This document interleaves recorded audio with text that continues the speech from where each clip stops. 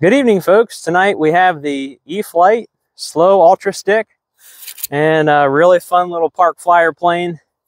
I really feel like it's something that you could get by flying at a park where you couldn't fly some other larger planes. It doesn't look intimidating at all. Just a park flyer. Just a little aluminum fuselage. Got some carbon fiber landing gear. The main wing is foam. Tail feathers are foam.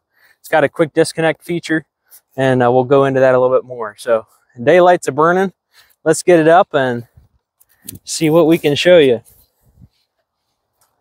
This does have the AR630, which comes with safe and AS3X. I'll fly it a little bit with safe and fly it without some so you can see the difference. I do have my control throws turned way up. I was playing around doing some 3D stuff. So, all right. Does have reverse thrust, the Avion ESC. Grass is a little taller here. Just wanted to taxi it around a little bit so you can see how it does. I think it's been maybe about a week since the grass has been cut here at the airfield. And you can hear sometimes the prop is clipping the grass. But anyway, it does good in the grass. All right, let's take it up. Nice. I'll try to keep it close by. So I told my wife earlier that I had to be mindful that this is not necessarily meant to be a 3D plane. So I've been learning a little bit about doing some 3D maneuvers and trying to get some practice at it. But this is really meant to be a park flyer. So I'll go ahead and kick it in safe. There's in safe. And here's the bank angles. And here's full up and full down. That's in safe, left, right. So it still has good maneuverability. And of course, all of those settings that you can customize and adjust. Some people don't like to use safe because it feels like they have to really throw the airplane around. But, you know, that's what it's for. It's for whenever you need it. There's a bird chasing the plane around a little bit. It's got good power. This is a 3S, 1300 milliamp. I maidened it on a 2200 milliamp. I hadn't looked at the manual when I maidened it, and it flew really well on the 2200, but it flies so much better on the 1300 milliamp. It's nice and lightweight. Very good park flyer. We'll bring it in around here, maybe do a touch and go. It's kind of hard to tell where the grass is. It's getting kind of dark. I guess the camera's still picking up okay. Do another touch and go. There's even a bounce. You're gonna hear how thick the grass is. It's catching on the prop. Some people complain, I guess, about the landing gear on these. It is carbon fiber. I've found it to be really tough and rigid. Some people say you got to watch you don't break it. Of the videos I saw online of people breaking the landing gear, they were hitting pretty hard. And this is a really lightweight plane, so I wouldn't say that you'd have to be trying to break it on purpose. I'm sure it can happen, but just normal flying, it's nice and lightweight. Just make sure you have a good approach. The first key in a good landing is a nice approach. So every good landing starts with a good approach. If you cut it too close, you can still get a good landing, but you're lowering your chances of a good landing.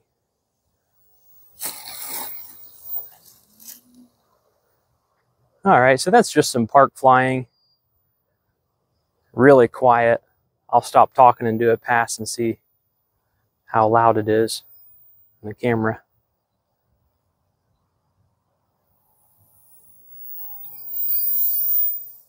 You can almost just hear the swish of the prop. So let me do a speed pass.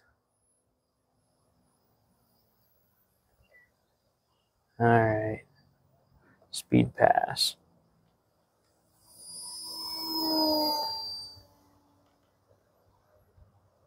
That is full throttle. All right. I do like this because it has telemetry.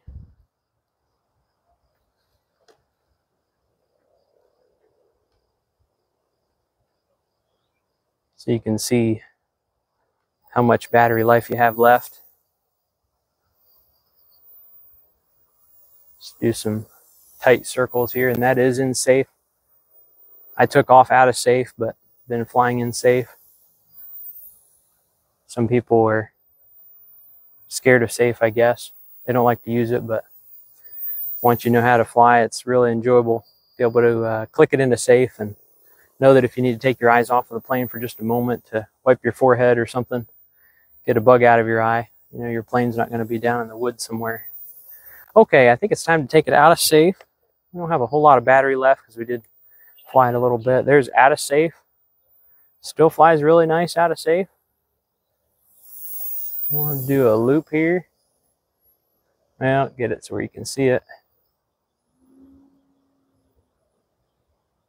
It's kind of a sloppy loop, but now this plane is a little tricky to do to fly inverted. It'll do it, but with a slight dihedral in the wing, it's not a perfectly flat wing like most sticks are. So this is more of a park flyer stick, but you can fly it in inverted, but you really have to work on it because it just wants to tilt one way or the other, as you can kind of see. You just have to really work on it. Anyway, it does fly inverted. It does do loops. See if I can show you how it hovers. Of course, that's out of safe. I assume it has AS3X, but we don't have any wind, so. And I wouldn't call myself a 3D pilot, but this one is just so easy to do some sport flying. I think you could do some 3D maneuvers, especially if you knew what you were doing. Like I said, I don't claim to be a 3D pilot, but it is just so tempting.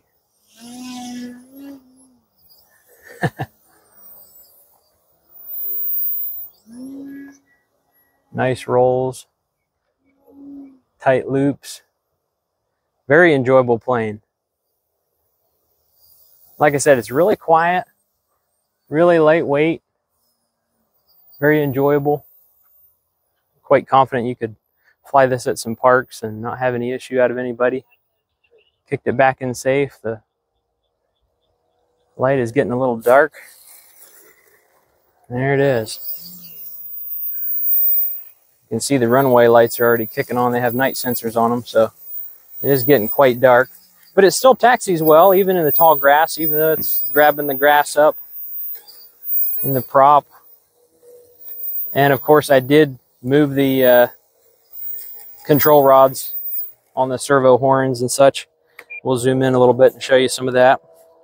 Got my throttle cut on. Here is the telemetry on the radio. You can see that. So it tells you your battery voltage. When you get down in this area, you want to call it a flight. So just wanted to point out a couple things. So here's where you move it up. If you want more maneuverability, you want more throw out of your control surfaces, I'll show you how much it gives. And that's a lot. You don't need that much for park flying, but if you want to play around and hover it, it works great.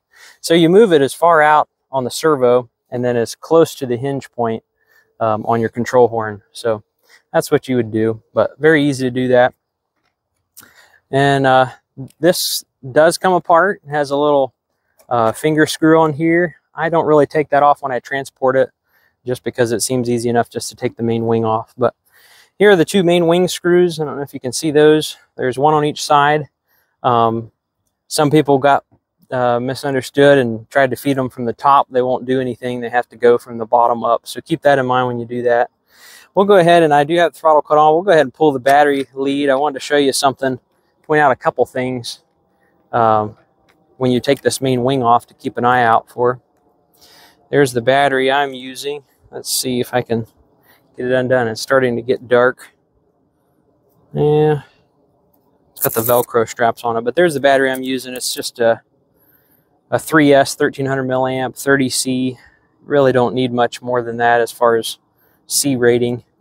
It flies it well, and the battery was already partially low when we started. So if you're going to take this wing off, what you do is you start by taking your aileron plug and unplugging it.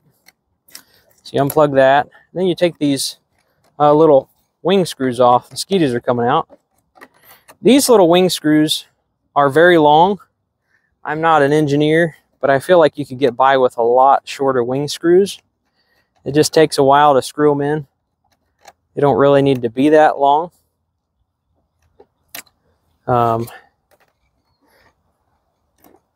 This takes a little while. They're probably about 1.5 inches long, and they could get by probably being about 1/2 inch or maybe even 1/4 inch, because they just go through that plastic bracket that mounts on the fuselage and goes right into the wing. So once you have your wing screws off, then you want to lift this back end up first, and the front is held in by a couple pegs, which I'll have some photos of the build. And instead of just pulling on your wing, this little wing saddle is plastic, and there's nothing that holds it on to the wing. It's just basically the wing saddle sits on there. You stick these in the front pegs, and then you press it and hold it in the back. So when you go to pull it off, if you just pull on it, this wing saddle will flex. So the easiest way I've found, just grab it on both sides, make sure it's up in the back, and just work it loose, just very gently, because as you lift it up, then it puts stress on those wing pegs on the wing saddle, and then it's hard to get out. So also I don't know if they all come this way, but I did have to whittle down a little bit on the center peg. So it would get so tight trying to press it in, it wouldn't go in all the way, and then it was just extremely hard to pull it out. So I did have to whittle this down a little bit. You could Dremel it, sand it, whatever. And then there you go. You have the two pieces, which is very compact. You can see that it fits in someplace very easily. With the wing screws, I just wanted to point something else out too. These wing screws are pretty long, as I mentioned already. They do go in from the bottom. It's kind of hard to see probably because it's getting dark, but your nut is just right there on the bottom. So as soon as it starts to feed in, it's on the threads. So it really doesn't need to be that long. It's just a layer of plastic. But when you take this wing off, tuck your wire in there so it doesn't get snagged on anything, and take the time to screw this all the way in. Again, it'd be better if you had shorter wing nuts or shorter thumb screws, but take the time to screw it all the way in. It has a little rubber, it's probably hard to see, but there's a black washer in there. It's a rubber washer, so screw that down until it, the other one might have fell out of my pocket, but anyway, screw that down until that little rubber washer starts to squish a little bit, and that will assure that your wing screw will be there when you get it back out. There's been about 3 times I've transported this to the airfield, and I only screwed them in just a little bit, maybe 5 or 6 turns, and time I got it back out to fly again, they were gone. Both of them were gone out of there. So whether it's the bumping around going down the road or whatever happened, but take the time to screw those in. So when you screw them in and squish the rubber nut a little bit, or the rubber washer, they won't come back out on you. So just wanted to point that out. There'll be some pictures of the build, of course, that you probably saw at the opening of the video. Very enjoyable plane. Like I said, very quiet, very relaxing, especially you can throw it in safe. You can take, I'm sure, the landing gear out. Zoom in a little bit on this landing gear if you would. These are just carbon square tubes, and they do fasten up in here with like a little clip. I think that you can pull them back out if you want to. So they would be replaceable, or just pop them out for transportation. It's carbon and plastic, and I don't understand why some people would break it, but that's always a possibility, I guess. If you're not crashing, you're not flying. So when you fly, you're just going to crash once in a while. I forgot to demonstrate the thrust reversing, but it got dark. I tend to tinker around, and I'll use thrust reversing when I'm flying. When I'm diving down, I'll use thrust reverse and then kind of come in slow approach, bleed off some airspeed. But anyway, there it is. Hope you enjoyed the flight, and thanks for watching. Don't forget to take a moment to subscribe. Thanks.